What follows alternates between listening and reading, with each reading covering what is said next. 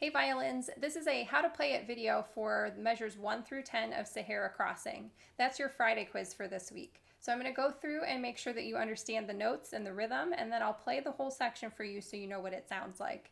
Starting at the beginning, you actually have 2 measures of rest. So we'll really just get started at measure 3, and then we're going to end right here at measure 10. Now, this song is a little bit tricky because of all of the B flats and E flats. You'll notice that we have an E flat right here, one right here, and one right here, and then we have a B flat right there. These are all low ones. So we take our first finger from our normal position and we stretch it back towards the top of the fingerboard. Now hopefully you've watched through the E flat video, you did the B flat video that we had a couple of weeks ago, and you feel really comfortable with this note. One thing I want to mention that's different from those videos is that usually we have F natural after an E flat, or we have C natural after a B flat, but you'll notice that the key signature for this song has F sharp in it. So when we're on the D string, we're actually going to have regular old high 2 for F sharp. That means the space between E flat and F sharp is super, super big. But luckily there's not really any places where you have to play E flat straight to F sharp. Just keep in mind on the D string we still have high 2. All right, let's start with our very first measure. We have open D and then we have E flat. Just 2 notes, pretty easy, but you need to count to 3 during this dotted half note. So really make sure that you're counting and that you make your E flat after the long open D very quick. It should sound like 1, 2, 3, 4. Notice I used a lot of bow for that up bow so I can get back to the frog, because I've got 3 beats of down bow, but only 1 of up bow. Again, it should sound like 1, 2, 3. Now your tendency is going to be to pause after this E flat, and then if you do that, it'll sound like another half note or something while you figure out the next note.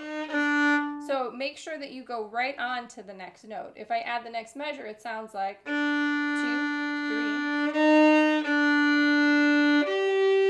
So be super careful with your rhythm there. In our second measure, we have open D and then G. This E flat will tend to pull your whole hand back with it, so make sure that G is still on the tape. If you don't have a tape, just make sure you stretch it back out to where you know G goes, and it should match your open G.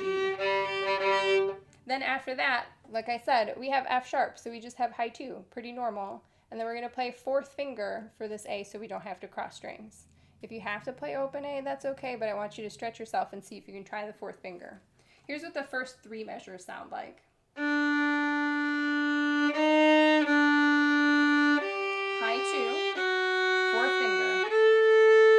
Okay, now we have our first different rhythm. We have half notes, just a regular half note, and then 2 regular quarter notes. Another E flat with a big stretch to G. Same rhythm here.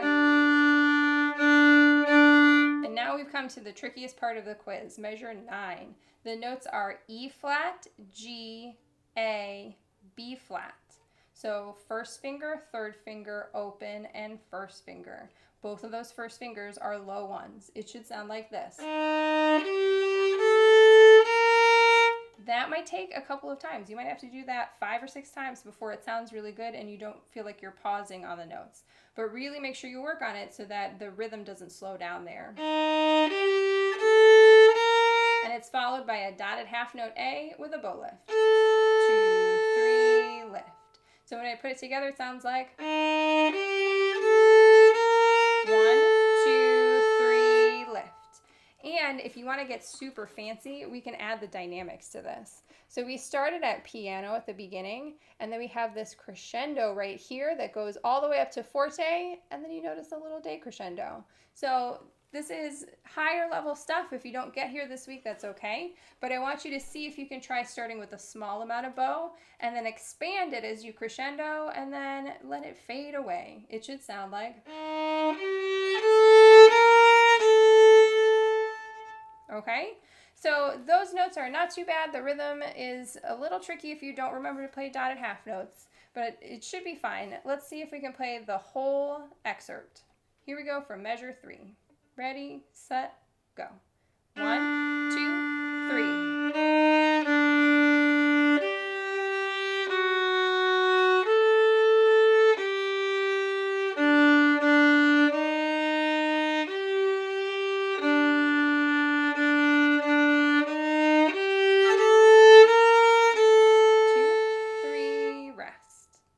All right, so be extra careful with your E flats. Don't let your E flat pull your G back with it. Make sure that stays on the tape or it stretches out to where you know G goes.